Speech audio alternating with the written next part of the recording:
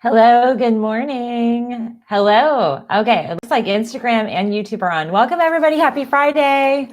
It's our live show where I answer your health questions live after we go over the COVID surge news of the day. I have a bunch of information globally and then domestically we'll cover.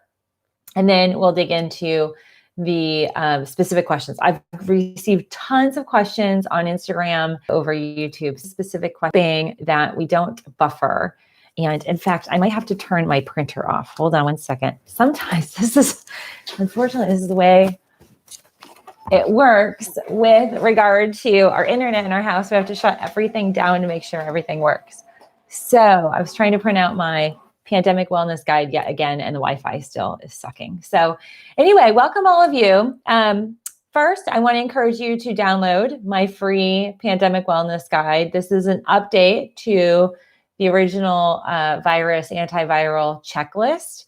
And for many of you who received that, these are updates based on data and scientific research we have regarding compounds, vitamins, supplementation, and other preventative and therapeutic resources that have been clinically proven, as well as others that have been clinically researched to help support and modulate your immune system, lower inflammation. One of them being the colostrum, the bioidentical polypeptides and colostrum therapy.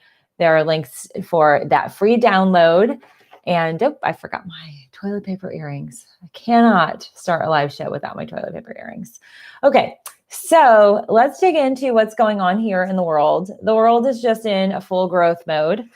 We have several kind of surges happening all over the world. I'll share more about that with you this morning. So the world's at 41.7 million new cases, or in total, 41.7 million cases.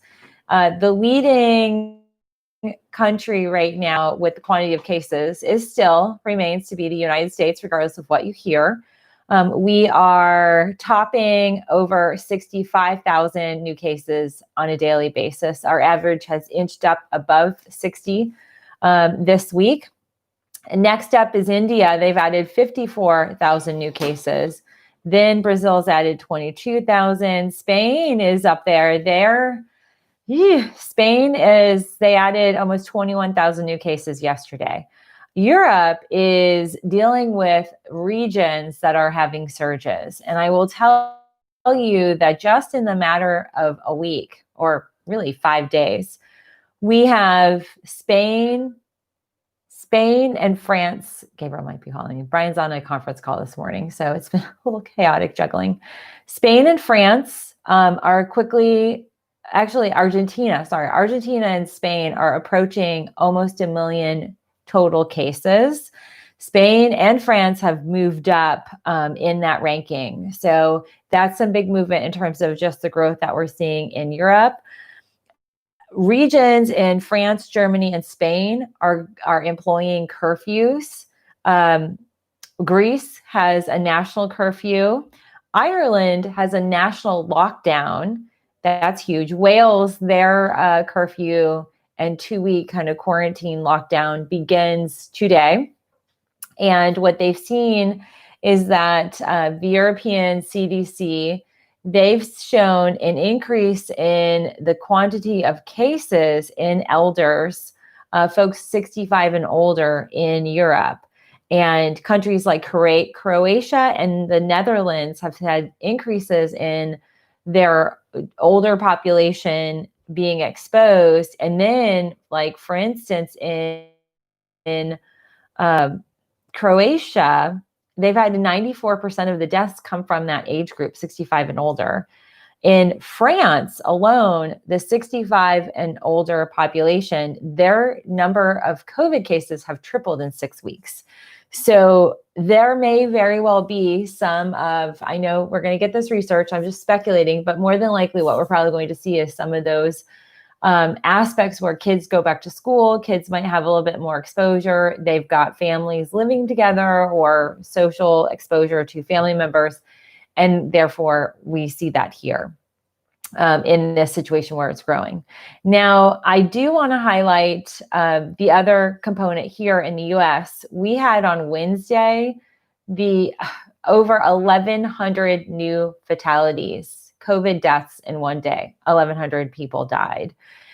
We are now at 226,314 fatalities due to COVID. So crazy. Oh, and by the way, I'm drinking another tea that I love. This did not make the top 10 tea list, which, by the way, if you haven't seen that video, watch it. I'll try and link up there or in the description box. But this is called Burnout Blocker, and this is cordyceps and chaga. It's really nice. This has also cinnamon. It's actually cinnamon and dates are the forward elements in here, and then cordyceps and chaga. It's really nice. I will say it didn't make the top 10 because it's not as fabulous as all the other ones, but it's very potent in terms of its medicinal properties. So I'm drinking it today because of that. It's really good. It's a 2 tea bag day on Burnout Blocker. Okay, so back to some news. Okay, let's dig into what's going on here domestically. So we yesterday posted over 65,000 new cases. We had 915 fatalities. And we are seeing 31 states have cases. The week isn't even over, and already 31 states have had 10% increases from last week in terms of their caseload. The current hotspot, and this is one of those things, I think we all saw it coming. It's been coming for a while. It's just reached its peak. But North Dakota is the biggest hotspot in the US and, in fact, the world in terms of the quantity of cases, the per capita positive percentages of those being tested. They have now hit the point where contact tracing is completely overwhelmed. They're not even doing hardly any contact tracing. They even had National Guard in to help them with the extent of this. Meanwhile, the governor hasn't employed any type of requirements of mask wearing or limiting gatherings. This is also, a place where there were COVID spreading political rallies. But what they've seen with the National Guard, they've actually had to move 25 of these guardsmen. It's 25 or 50. It looks like I wrote down 30, but I think it was 25. They had a certain quantity of National Guardsmen who were helping contact tracing, because we know that that's part of the tiered approach that the government rolled out, but then nobody's implementing this or adhering to it. What's happened is they've had so many positive cases, they've had to move contact tracers to just calling people and saying, you've been positive, you've tested positive. So that's extremely problematic because the back end of prevention and limiting spread is completely broken, which makes it the biggest hotspot for that reason. People are unknowingly going around unmasking or unmasked and spreading contagion. Now, some states that have the smallest load of cases, the lowest quantity, the state that I think if you want to avoid COVID, you should all move to is Vermont. They've had under 2,000 total cases. Vermont's got a good handle on it. Maine, they have 6,000 cases in total. New Hampshire has under 10,000, 9,994. So 6 people will put them on that verge of 10,000. And then Wyoming's just recently hit 10,000. Now, flip to like yesterday, Florida had the single largest day that they've had in over 2 months. They are now surpassing 5,557 new positive cases. That's a state that has no plans of rolling things back. Restaurants are all full on 100%. And there are no sort of overall global reaching mask requirements. And you might know I'm talking a little bit more about masking. I'll explain why. There's some new kind of details that highlight that. But I do want to highlight this is what's happening. We have a situation where, for instance, a mom in Utah had a heart attack. Okay, Utah's having some outbreaks as well. She needed special care and special equipment to deal with the issues of her heart attack. The COVID situation in Utah created a situation where the medical equipment and the facility she needed to get to was not available. And in fact, her situation got worse from the delays and the lack of access to resources. And this is really what we're looking at. We got just everyday heart attacks and strokes and traumatic events and car accidents and things like that that require equipment that's now being allocated to COVID units. And that's just one example. And I want to highlight what is to be expected in terms of as things get more intense and we see this, I don't foresee this curve going down anytime soon. What will happen is that we're going to have more cases like that. And that is very problematic. Now, I do want to talk a little bit about this. The CDC did not issue new guidelines, but they've clarified. And this is, kind of an interesting thing. We already know the struggle that I have trying to report data that's quality to you from the CDC. But they've made another whiplash type of movement in the right direction. But they've now identified what they label as close contact. So the new labeling of close contact used to be, 30 minutes or more of exposure. Now they're saying brief contact, total combined 15 minutes of contact briefly with somebody. And why they're saying this is because we have lots of evidence and lots of research and clinical research about the aerosolization, the particle spread, even with masks, but it's more limited, but without, for sure, the small particles can waft literally just like cigarette smoke. And if you've ever been, I hate cigarette smoking. If you've ever been out and about, like in a city and you're walking, or even like neighbors and you're like, oh my gosh, you can smell the smoke. It can be like 2 or 3 houses down, it wafts. Well, guess what? Those COVID particles, those particulates waft just like the cigarette smoke. And instead of inhaling the yucky smell of smoke, you're inhaling potential viral particles that could cause you illness. So we know that close proximity, even briefly, of 15 minutes or less, people have had contagious infections due to that close but brief contact. So they've identified that they're now limiting, or trying to identify brief close contact, and it's a combination. So this also is applicable at work, at schools. If you're out in any social event, even outdoors, 15 minutes or more could be a risk factor. Okay, now a few other things I want to highlight, and then we'll get into the important part of today's show, which are your questions. So Pfizer, that's one of the few trials that currently in the US is still going. We have 2 on pause. AstraZeneca and then Johnson & Johnson are in pause mode.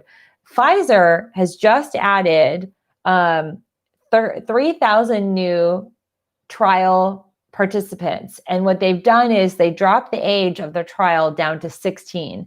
And they're doing trial inoculations, they're doing trial vaccines on young not young, but middle teenagers, 16 and older.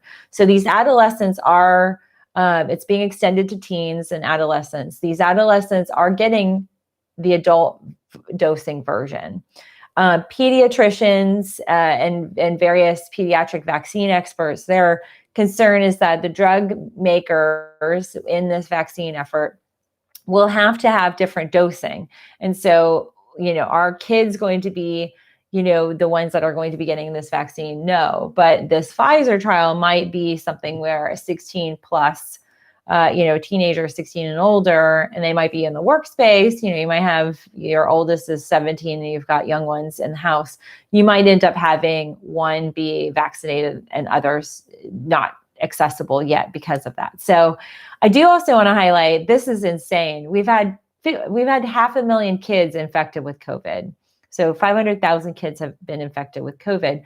We also know that depending on their age and the maturity of their lungs, and definitely the younger kids, they have greater viral load and they're more contagious, even though they might not have the severity of this. But there's a pretty bird outside. Okay. Sorry, I have my bird feeders, and all the migrating birds are coming and eating. And so we're seeing some really pretty birds. So that is really critical. But do know that the vaccine, whoever rolls out and starts the clinical trials with pediatric cases, it will take longer. And so we need to expect that the children might need different doses. There might be a few boosters. We don't know yet, but that just remains to be seen. The NBA draft has said that they're going virtual. Southwest Air, some new news. They decided that they're going to start to fill the middle seats on planes in December. Not quite sure why. I think probably because of the financial situation that all these airlines find themselves in. And then I read this really interesting article about how bartenders and folks that were in the service industries that have been hit hard, how many of them are just completely changing career paths, learning computer programming and other type of maybe transferable skill sets into other work genres. So that is kind of an adjustment. Workforce shift. The workforce itself is shifting. This will be potentially a permanent shift. And then two other things I want to notate. First, the average hospital bill that they're seeing with folks, and even though folks that don't have insurance, they said they'd be covered by some statements that the president made. Apparently, that's not true. And what they're finding is that they're getting multiple bills. They're getting bills from the doctors who are consulting in with the hospitals. They're getting the hospital-based bills.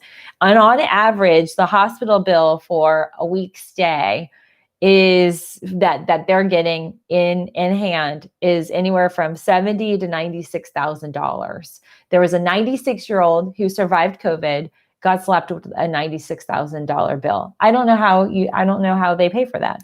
And then on top of that, the ongoing COVID-related meds that are needed for post-COVID and the recovery and the long hauler symptoms, some of these folks are averaging $500 in medical bills for prescription medications every month. So that's just something, even though folks are like, well, they might risk it not wearing a mask, there's going to be financial, there's a financial hit as well. And then one last thing, in Colorado, 2 churches filed a lawsuit and they actually won in the state that said it's unconstitutional for them to limit and require masking of churchgoers. And so these 2 churches are allowed to allow as many worshipers as they choose to have in their indoor church facility and to be maskless. That again just reiterates the fact that we know churches and church events, wedding events, small indoor spaces where they're singing, a lot of particulate spread and no masking, that is a super spreader potential. And so we just have to be very, very cognizant. Okay, so then I'm trying to see if there's anything else that I wanted to cover with all of you. I feel like there was a lot of news that I sorted through.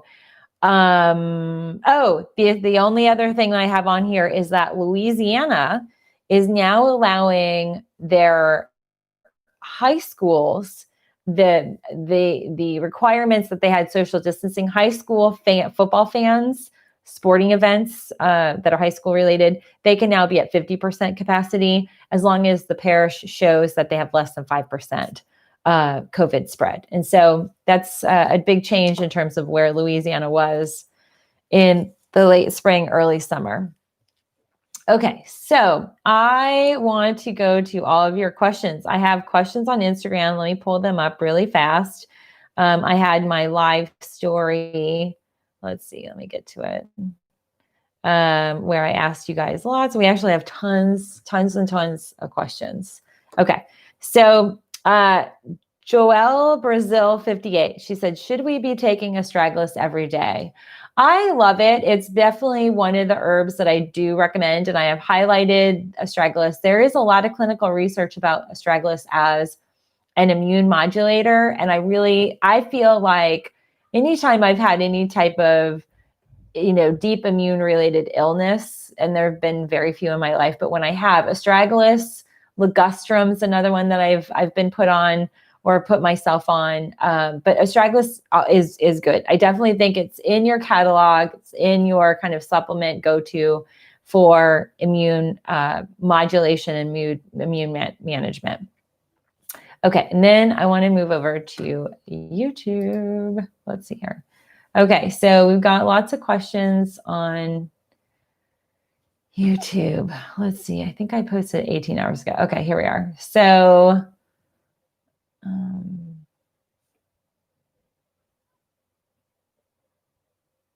okay. Jenny B says, hello, Dr. Gallagher. I've had pain in my upper right abdominal area, right under my rib cage. So this is the right side, right under the rib cage, which is usually going to be liver or gallbladder. She's had this pain on and off for a couple of years now. It's intense, radiating pain, and it is tender to touch. I don't notice it getting worse with certain foods, but it does seem to intensify when I'm stressed. I will go for periods where it hurts every day, all day, to periods where it's gone. Lately, it seems to be more painful than not. I mentioned it to my doctor last year, and she didn't seem to be too concerned. And my labs that she ordered came back normal. Do you have any idea what this could be? It's really starting to affect my quality of life. Okay, so Jenny B, anytime this right side, if you start to feel pain, especially tucked up underneath the rib cage, that's always my indicator that's liver and gallbladder. So the liver, I have to back up a little bit. The liver is actually like this whole unit, but it'll be up in this space, kind of goes down a little bit. But also usually like right here is where you're going to get tenderness. And I'm tender because I've been doing some crazy bike riding. And so I'm feeling my ab tenderness. But usually if you're tender, you can kind of really press in. That'll be your gallbladder. And so a good gallbladder cleanse, liver-related cleansing, for sure, grab dandelion, milk thistle. If you really need intensity, I think I've done a few videos on gallbladder cleansing. They're intense, but they're highly impactful. A lot of times people will just have too much kind of fat buildup. You might also want to add a lipase product. LipoGold is what we sell in my FullScript store. I have links to FullScript down below, so you could grab that as well. Let me just write that down, LipoGold. I'll add some links too on the replay. Okay, so next up on Instagram, the name Linda is taken asks, any natural way to shrink fibroadenoma? So I actually have a ton of videos on this. It really kind of depends on its location, the sizing, but I definitely look at reducing estrogen, detoxing your liver, and I would add in castor oil packing. Oh, Daisy wants to say hi. Hi, Daisy. So that would be what I would recommend. I actually have, for women that deal with fibroids in their breast tissue, I have a whole booby care course, which details really specifics. A lot of times fibroadenomas will be very heavily present in the breast. And I walk you through everything, breast health awareness 101s, like what you need to know about your breast health, how amazing the breast tissue is, how intuitive it is, how regulated it is, and then how imbalanced it can be based on a whole assortment of factors. So if you're looking for breast health, that's your best source. So definitely do check out my course. It's on my website, and I can link it down below. Okay, let me write that down, breast course. Okay, so next question we have on YouTube. Okay, so Mossy Man 789 Moss. Good day and favor be upon you. How can I reverse my type 2 diabetes? Also, how to reverse GERD? Thanks and have a blessed day all. Okay, so excellent question. Reversing type 2 diabetes, generally diet, exercise, and then managing, identifying the nutrient imbalances. So doing a micronutrient profile are very powerful. I can, in many cases, depending on the age and willingness of a patient, but we can reverse type 2 diabetes. It is not uncommon for us to reinvigorate the pancreatic function. Digestive enzymes are part of that mix. But also, I cannot underscore the fact that stress and cortisol imbalances are the core reason why we have skewed blood sugar levels. And that actually, one of the reasons why I love this burnout blocker, it has cinnamon in it. And cinnamon is very, very beneficial for diabetics. It slows down the absorption of sugar. into the bloodstream. And so you definitely want to make sure you add in cinnamon into your mix. And I always sprinkle it in to everything. A lot of my teas, you know, I posted on Instagram what I ate this morning. Oh my gosh, I have to tell you guys, I don't know how long this has been out there, but Siggy's, it's one of my favorite yogurt, like kefir, and we've got really clean kefir drinks.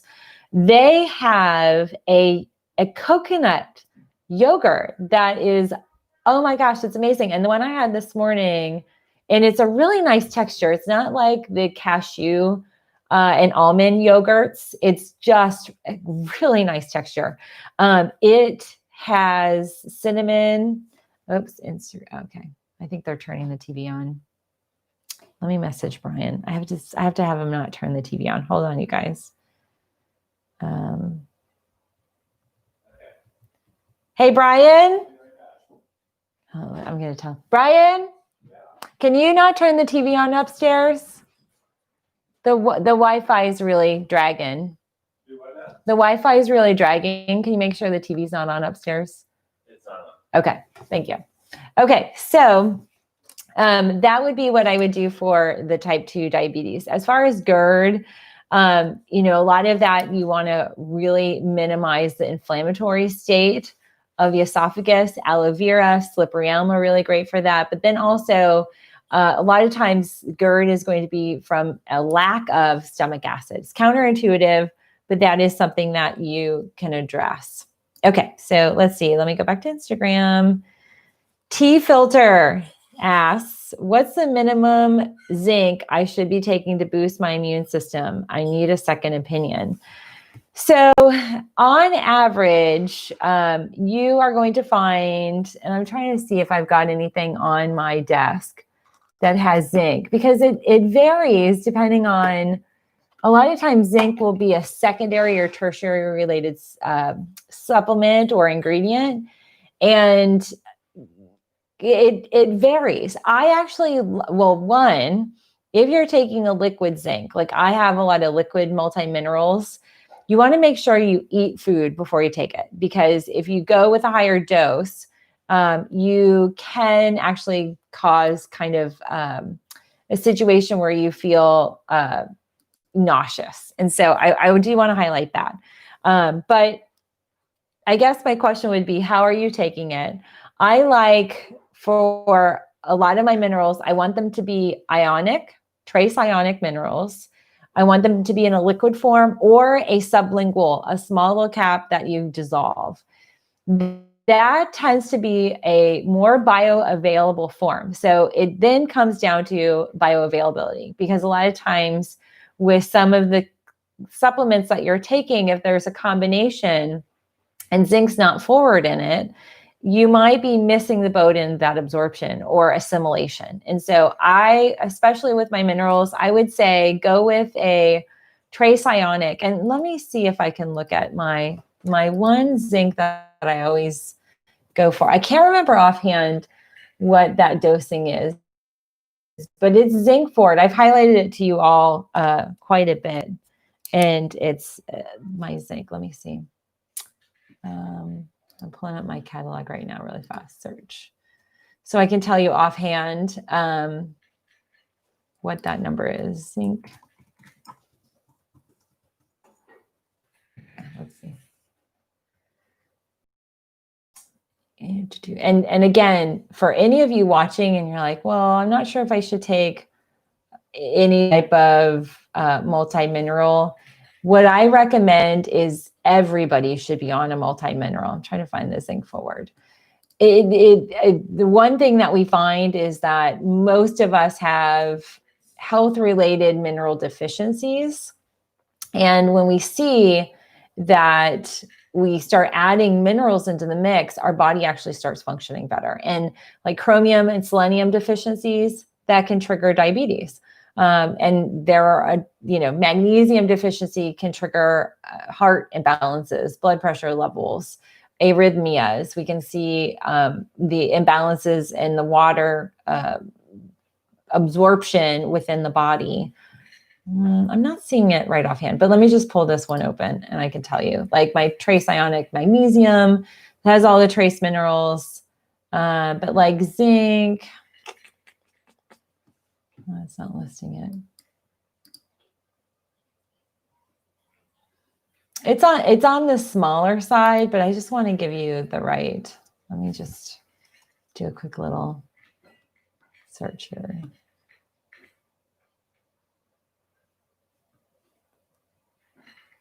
Mm-hmm.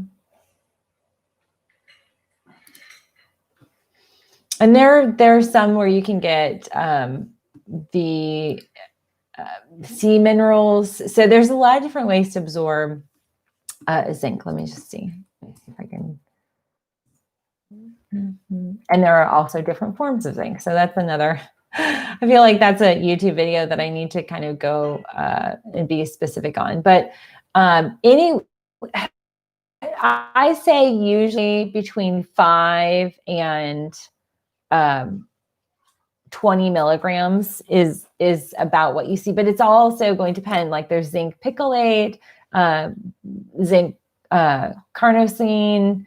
There's a lot of different versions of zinc. So it all kind of depends on that too. I know that's probably not the best answer. Okay, let me jump over to YouTube and answer some more questions. Okay, let's see here. Did you just eat, Daisy? Daisy just had her breakfast. Okay, Emily. Hey, Emily. She says, can you discuss ozone injections, specifically for the purpose of shrinking tonsils? Is this something you would recommend? This is something a holistic dentist suggested for my husband, as his are at least twice the normal size. Okay, so first of all, tonsils are a lymphatic organ. I'm not in tune with shrinking or removing lymphatic organs, tissues, glands, lymph nodes. So that would be one thing I'd caution you against. Ozone injections, I've seen it being used most of the time, like a chiropractor or functional medicine doctor will do IV infusions, and it is very pro-inflammatory. It's antibacterial, antiviral. So if they're doing that, it's not, I guess the question would be, who's doing it? Is it the holistic dentist is doing it? Or are you looking at eradicating some sort of viral invasion? If tonsils are chronically swollen and enlarged, something's going on. And so it's a tell that the immune system is triggered. And I would want to rule out a lot of different things. So I'd make sure before he does any ozone, he goes and gets labs drawn and rule out anything potentially significant. So, when we have lymph nodes that are swollen, that's your immune response. So if something's going on in your husband's body that's inflammatory and also immune related, and so it's an immune response. It could very well be food allergies. It could be, just ear, nose, and throat, upper head congestion, but you never know. Okay, so on Instagram, Bree Rose S asks, do you recommend hot and cold showers for lymph flow for people with swelling and lymphedema? Yeah, I do. I've talked a lot about cold. It's called contrast therapy, hot and cold water. I do it every morning when I take showers. And even if I do a hot bath, I will jump in a cold shower. It's very good for vasodilation and constriction. And so the hot is warming, soothing, and then you constrict. It functions lymphatically as a pump. And so it forces lymphatic flow. Is it the end all be all? No, it's one of a multitude of lymphatic complements that you can add into your daily lives. And so if you're curious, I have a ton of video content playlists and a ton of downloads. I have a lymphatic management checklist guide that I sell in my digital protocol list, but it is great. It's great vascularly. So I do like that. Jenny B, you're welcome. Okay, so Joella Brazil asks also, what causes ulcers in the mouth? That can vary. I know it's very common for people to eat citrusy fruit and to get an ulcer, like a canker sore. So there's like an ulcer or a canker. Sometimes people will kind of they'll say they're synonymous, but they're not. So a canker sore could be from acidic foods. And then an ulcer could very well be from something else. And so one of the things that I've seen, and I actually have to do some video content on this fall, there is an overwhelming amount of HPV in the oral cavity. And I really would love to see dentists talking more about that and doing HPV screenings, but it's not uncommon if somebody has a sore, it could very well be HPV and should be tested. I know that sounds horrifying, but that's the reality. And so I would rule that out for sure. And I have seen more cases where people have had throat and oral cancers from HPV. So just FYI. Okay, let me go over to, let's see, more questions. Okay, Ajay Kajuria. This is very nice. Good wishes from India. Please throw light on difference between hyperplasia and inflammation. Cortico stress is reduced by rebounder, but why not running? It is also similar. Inflammation is reduced by ice baths, showers, so it will reduce prostate hyperplasia, which is cell multiplication. Kindly also post video on medicine for stopping testosterone to estrogen. Okay, so that's actually related to a lot of prostate health. Essentially, in the male body, cortisol causes an enzyme to be produced. And then in the male body, when there's high levels of cortisol, the male body actually leaches testosterone and turns it into estrogen. It's a funky scenario. And that estrogen then infiltrates and causes inflammation of a very estrogen dominant tissue, which is the male prostate gland. The male prostate gland is the male version, the male gland that is the male, it's like the brother gland, if you will, to the uterus. And so it's very estrogen sensitive, and high levels of estrogen will cause the dysplasia or hyper but we call it benign prostatitis. And so they'll see inflammation of the prostate. There's a lot to that. I actually have a whole bunch of video content on that. And I actually have 2 protocols that address that specifically with all the medications. So those are available on my, in my protocol list. Okay. A few more questions. Let's see.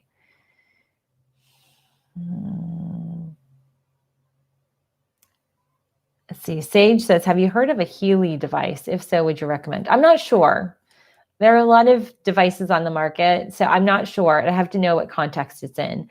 Fran Sarkis. She says, I have hyperparathyroidism. What food should I avoid or include daily? So hyperparathyroidism is very similar to hyperthyroidism. It's kind of the overactive nature of the parathyroid gland. I actually have a protocol for hyperthyroidism as well as all the other the thyroid conditions. So I would check that out. Depending on there's a lot of ifs. The question is Hashimoto's there? Do you still have your thyroid gland? Those are questions that I have. Are there any cysts or any nodules on the parathyroid? Those will all be factors to know specifically where to go in that kind of dietary component. So I need to know more to answer that question. Mani BRI11. I think it's she. How to ease bad hematomas when they are super hard and big. The question is where it's located and how did it arise? Hematomas generally are a big, deep blister, or not blister, a bruise. So it's a coagulation of blood, and not necessarily a blood clot, but it can be like that. I've had so many patients, especially in Florida. I don't see as many plastic surgery cases here as I did in Florida, but I was always the go-to. I had doctors in Miami that would send patients to see me in St. Pete and Tampa to do post-surgical work. And I could tell when a hematoma went at a surgical site. And so they can be pretty darn nasty. Sometimes they don't all surface, and I don't know which is worse. The surfacing is horrifying for a lot of people. It can also cause damage to surgical incisions, but then also deeper when they're really hard. I've seen even some tissue changes depending. So one of the things that I love is I love to use Traumeel. Well, it used to be called Traumeel. Now I always reference the old name, but it's called T-Relief. tea relief gel, and they've got capsules. It's homeopathic, 14 plus homeopathics plus Arnica montana. And it's my go-to. I use that a lot with surgical cases.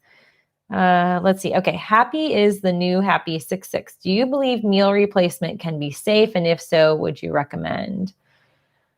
I'm not quite sure what meal replacement means. If that's a shake or a bar. I know that I always caution folks to read the labels and look at ingredients in some of these replacement items, these replacement meals, because a lot of times they'll have lots of sugar, high calories, and especially a lot of these protein bars. You look at it, there's no difference in eating a Snickers and a protein bar. You might get more protein, but sometimes it's not in the right protein form. Oh my gosh, we have so many pretty birds out. So I need to know more like what you're replacing it with. I honestly like snacking. Like if we're talking about snacking, I want you to be snacking and eating as fresh and whole as you can. So apple slices with some almond, cashew, walnut butter. By the way, walnut butter is great, especially if you're dealing with any type of viral or fungal invasion. The walnuts will still, like the inside of the walnut shell, if you ever opened up a walnut, it's black. That we actually extract that black part, we call it black walnut. That is part of one of my parasitic protocols. And so, you can use some of the snacks as medicinal, if that makes sense. So I need to know more about that. Awesome. Vanessa says, how do we use the moringa powder and any brand you can suggest? So actually, yes, in FullScript, we have several moringa powders. There's a brand that I was working with. I don't think they're on Amazon right now. So Amazon's been a little weird. A lot of my links to brands, we had to relink, and some have gone off the like FBA where they are fulfilled by Amazon. I'm not quite sure the details why, but moringa, definitely the powders that are in FullScript are high quality. Everything gets vetted through FullScript. And I'm actually trying to run 2 new products through them because they're amazing and I want them to be outward. So I know the vetting process is really high quality. Okay, a few more questions and then we'll get to your questions. Let's just refresh YouTube. Let's see. Looks like I don't have any more over there. Okay. For tomorrow.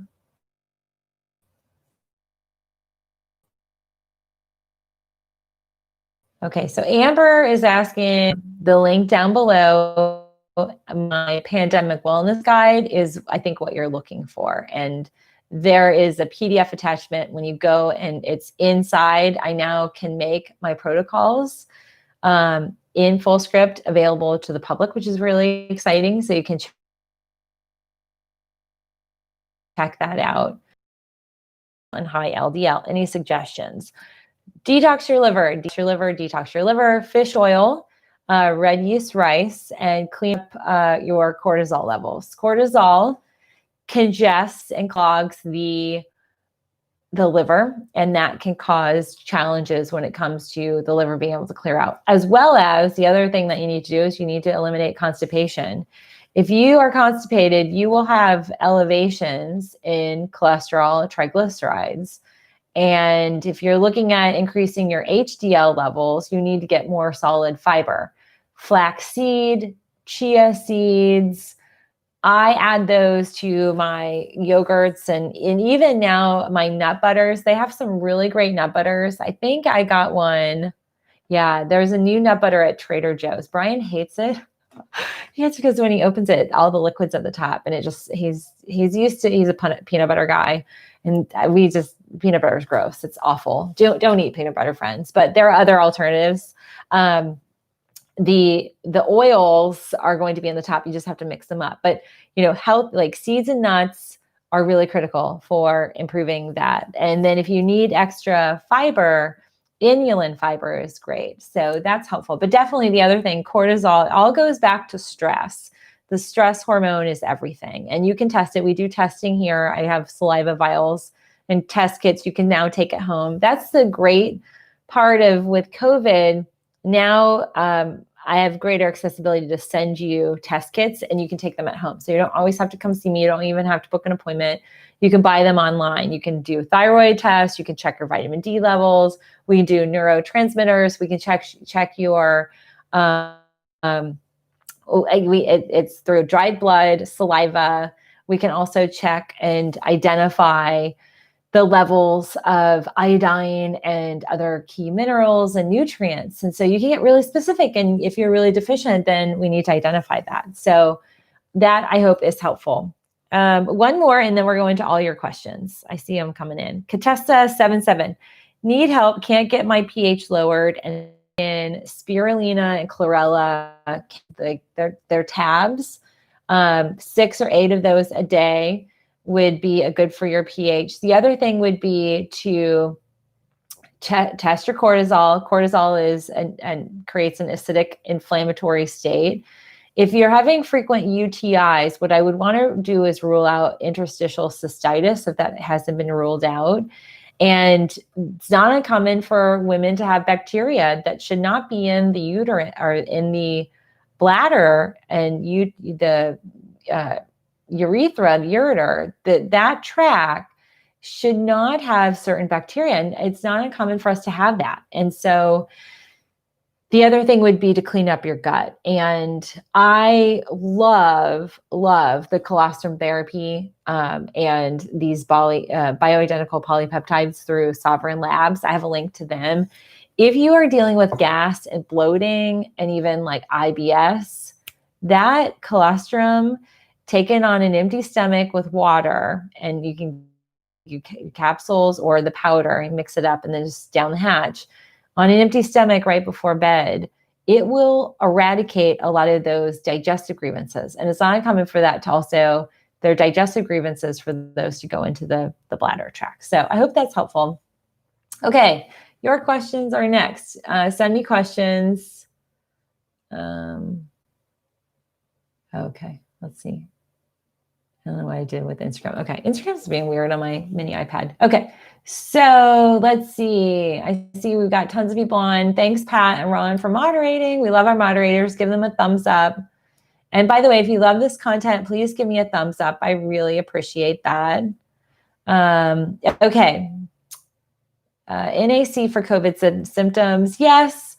Has not been as analyzed as some of the other ones. And that's why I've moved up some of the other ones on my list. What do you recommend for IBS-D? Colostrum therapy. Click on the link down below. It started after menopause, very common. And let's see, Eve had a lower LT. So that's all liver related. Same response.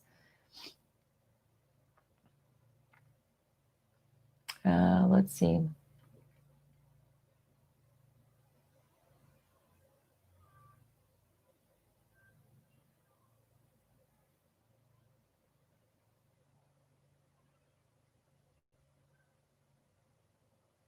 I'm looking at questions. I went way back, see some arguments about vaccines. Okay, let's see. I will tell you this, I'm going to give you information where you can make decisions. And ultimately, you're in charge of your health. I just want you all to be empowered. Shelby, Siggy's is vegan. Now with this coconut yogurt, yes. It was seriously so good. Check out my Instagram. I show the bottle or the little container, and then I show me mixing up I had muesli with a whole bunch of powders in it. I will add everything. It's collagen, I'll add my greens. It's how I get a lot of good stuff in it. Magnesium powder too. Leslie, hey Leslie, she says, good morning. Thank you for serving us so sacrificially. What are the benefits of astaxanthin? Do you recommend it for patients? I do. It kind of depends on what all is happening, but we do see that has some good anti-inflammatory properties. I have spoken about that on other YouTube content. I can't remember what the name of that video might be. You might hear some yelling. They're having Gabriel's into wrestling with daddy. So they're wrestling on his bed. Okay. Yeah, it's trying to reconnect. Okay. Sorry, we're buffering a little bit. Okay. Let's see. Here we are. Michelle. Hi, I was recently diagnosed with rheumatoid arthritis. Let me go this closer so I can read it. Rheumatoid arthritis. I am on medications. I am terrified of them. My question is, do you work with rheumatoid arthritis patients? Yes, I actually work with a ton of autoimmune conditions. RA is one of them. RAs originated in the gut, so gut healing is going to be critical. I don't know which medication you've been put on, but there's a lot. And you should hopefully be working with a rheumatologist. I don't think that GPs and nurse practitioners in a general medical practice, even internists, should be in that space. Oh, I've got a live super chat. Oh my gosh, we have a live super chat. Who did that? Tanya. Oh, Tanya, you're so sweet. She says, thank you so much, Dr. Melissa. We appreciate all you do. I'm doing well because of your videos. Yay. I love that. I really appreciate that. And thanks, Joanne. She says, give it a thumbs up. I appreciate it. And share. Hit the share button. Lavon, I'm so glad you like it. You're sharing it. Fantastic. Keep passing it on. Please, can you give your advice on how to eliminate fibroids? So the big question is, where is the fibroid? Is it in your breast? Is it in your uterus? And I actually have content, tons of video on breast and uterine fibroids. I have in the Booby Care course, really specific details like step-by-step checklists, supplements, also nutrients, food, diet, all that stuff. Very extensive 26 module or lesson. I think there are 12, 13 modules, 26 total lessons. They're video and audio, so you can listen on the go. I made sure I had those audio files for all of you. That would be something I would invest in. It's an investment, but you have access to it lifetime. And when I add more content, you'll gain access to that as well. Dwayne, D, oops, crazy dogs. Okay, let's see. Your D was at 110. Okay. Yeah, you definitely want to get your T checked at least 2-3 times a year. Susan took a bone density test and found osteopenia. Hey, Daisy, come on. She wants to say hi, everybody. Come on. Hi, sweet guy. You're going to smile for everybody. Oh, you're a pretty doggy. Oh, you're a pretty girl. She had a little scratch on her face. We don't know what she did. What'd you do? Oh, scratchies. Oh. Okay, so let's see. Susan, osteopenia, what do I do to prevent it from getting worse? So I would do 2 things. I would add vitamin D3. Have your doctor, I would hope, it's always something I always assume and it's not always true, but I'd hope they had run your vitamin D3 levels. Find that out. You're probably in the lower category, which means you need supplementation. Depending on your category, I have a free download. Let me write that down. I have a de-dosing guide. So it'll say if you're at 26, this is the dosing you need to take. And honestly, vitamin D is going to take a long time to have all of the cells and get to an optimal level.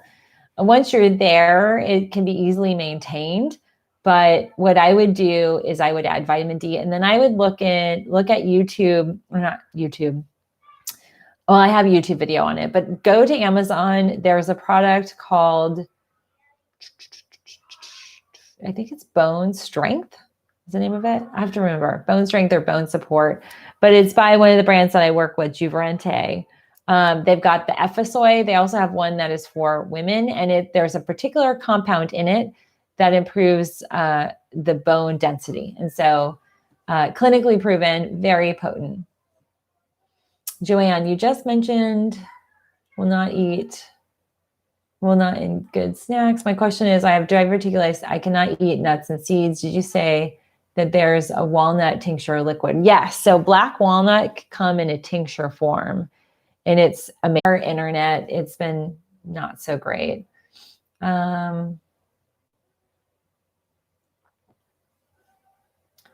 John says, Dr. Mills, are trace mineral drops good to incorporate into your diet? Yes, absolutely. Every day we need minerals. We need minerals to function. A lot of times mineral deficiencies lead to a lot of underlying health conditions. And can be balanced and sometimes eradicated by just improving our mineral levels. And when you think about it, like go to your doctor, you get your your CBC if you get your blood drawn, and we have really no way of knowing, like, are you deficient in magnesium? Do you have too much mercury? Do you need zinc? Where are you at on all these other nutrients that we know are helpful and beneficial to optimize, and yet we're not positioned in the traditional medicine to test and to treat in that type of way. That's why us in functional medicine, why we run different tests, why we look at things a little bit differently. Let's see.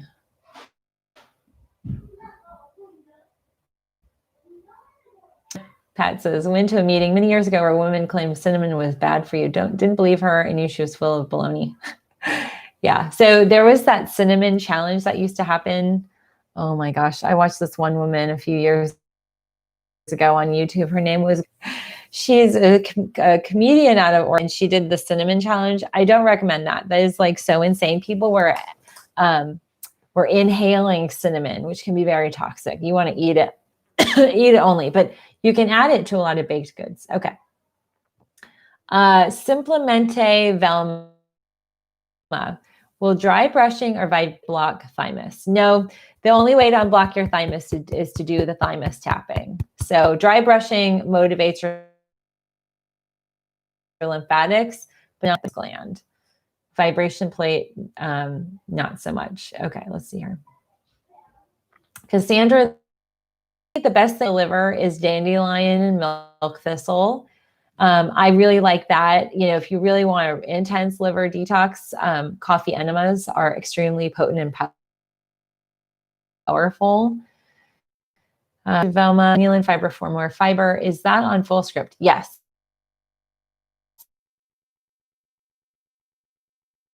Would you recommend college students take zinc and vitamin C? Absolutely.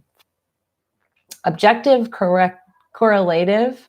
What is the test for neurotransmitters? Okay, so the neurotransmitter test, it actually analyzes your neurotransmitter levels like serotonin, dopamine, GABA, PABA, epinephrine. It is part and parcel. It's like part 2 of my adrenal stress focus for a lot of patients. It's sometimes the second step once we know your cortisol is in balance, because if there is an imbalance in cortisol levels, not enough cortisol hormone or too much or some variation, mix, flip-flopping of that, your neurotransmitters get impacted. So there's a part of the adrenal gland that sends signaling and nutrients to support your neurotransmitters. And I have had video content on here where I talk about there are certain enzymes and nutrients that are supportive of neurotransmitters. They're kind of precursory nutrition to neurotransmitters. For instance, like 5-HTP is a serotonin. So if you have low, you want to check your 5-HTP because you might not have the building blocks to make the serotonin, or you might have low or elevated serotonin because of some adrenal imbalances. So the neurotransmitters just allows us to go deeper. So when folks have really intense cravings, sometimes even for some of my folks that are dealing with substance abuse, we'll run neurotransmitters. I will run neurotransmitters on patients that have had any series of like antidepressants, any type of neuroendocrine related impacting medications. So antidepressants, like the ADD, ADHD medication, Ritalin, that are on, what is the other one that's called? People in Tampa were taking this, they were like mashing it up and snorting it. Adderall. So those are things where those medications can offset neurotransmitters all alone. So sometimes the medications that you're taking will skew your neurotransmitters. And so we want to get a good handle on where those levels are. Oh, we're buffering. I hope you guys caught that. I know we just buffered, but I sell the neurotransmitter test in my clinic. And I brought everything here. So I have all of the test kits. I have everything that we used to ship out in the clinic. I ship from home. Did I miss my question on parathyroidism? Yes, I answered that already. But this will be saved on the replay. It'll be saved on YouTube. Okay, so if you love this content, give me a thumbs up. Let me see. I'll grab a few other questions and then I've got to run. But Tanya, thank you so much for the live super chat, $19.99. I am grateful. That totally makes my day. The live super chats really go to support my channel. Margaret Cross, I was in a car accident and fractured my second metatarsal on my foot, had surgery in latter part of July. What can I do to reduce the swelling? Okay, so I have a post-surgical guide. I would grab that. Worthy investment, lots of good details on what to eat, dietary breakdown, but still you can a lot of those items on that protocol. And then the other thing I would recommend would be to watch my whole video playlist. I have assorted videos on how to reduce swelling in the feet. Limited with your post-surgical work. Okay, so what I'm going to do, Instagram, I'm going to wrap with you buffer on YouTube. I'm going to save this and I'll put in links down below. So thanks everybody for tuning in. I appreciate your time and I will see you guys later. Let me see, how do I get out of this? Okay, yeah, so I'm ending that. I'm going to download that. I'm going to share an Instagram. Okay, I'm hoping, let me do a quick share. The problem. Okay. Let's see here. Okay. All right. So Emily's giving me some more detail. Okay. Let me just save this. Got detail on her husband with the tonsils. He was actually born with extra large tonsils. At this point, it is like they're affecting his breathing, which is affecting his sleep and teeth health. So there's definitely some inflammation happening, and no, Gabriel's not listening to. Okay, let's see. I'm saving this. Uh-oh, Gabriel's going to get in trouble upstairs. Okay.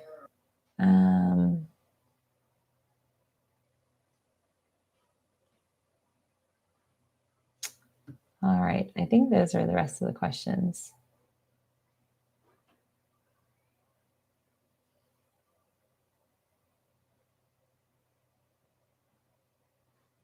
Kathy, or Kim. Hey, Kim, would you recommend for my 80-year-old father just DX with UTI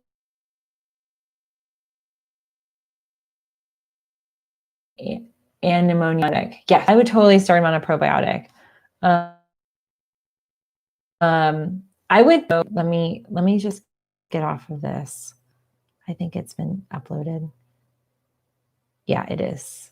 It's uploaded. Okay, let me go off of Wi-Fi. So I reserve my Wi-Fi capacity. Let's see, 1 second, you guys. Okay.